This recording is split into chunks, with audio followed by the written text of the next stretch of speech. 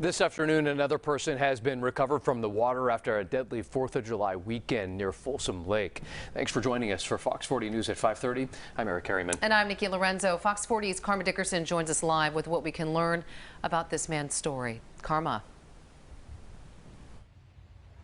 The goal is that with at least each of these drownings that we can learn something. We can have some sort of takeaway to help us understand that there really is a danger out here in these waters. They look calm, they look friendly, but they really can be dangerous.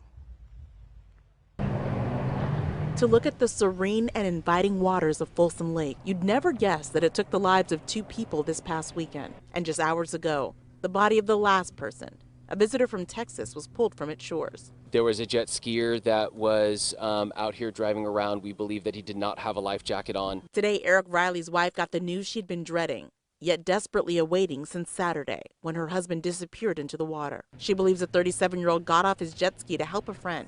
The friend survived. Riley did not. Fortunately, struggled in the water for a little bit, but did not make it out. Just around the bend, another death. This time, a man in his 20s suffered from what is sometimes referred to as secondary drowning. It looks like possibly as he came off the jet ski, he aspirated water, meaning he brought water into his lungs. At some point during the contact, he became unconscious and ended up passing away at the hospital the next day.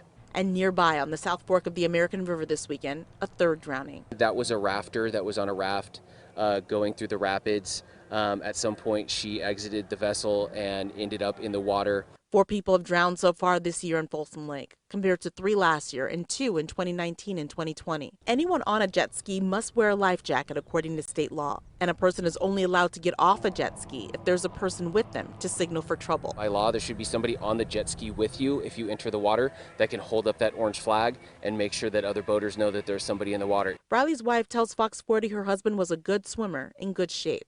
She wants to raise awareness so no one underestimates the potential danger of the water.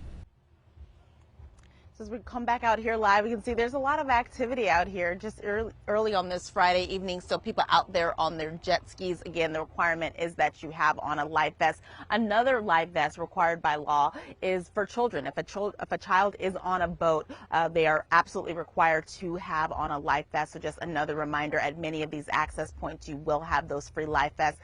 Another option that park rangers recommend to stay safe is to make sure that you're swimming and boating and doing this recreation in areas where there are lifeguards. Reporting from Folsom, I'm Karma Dickerson, Fox 40 News.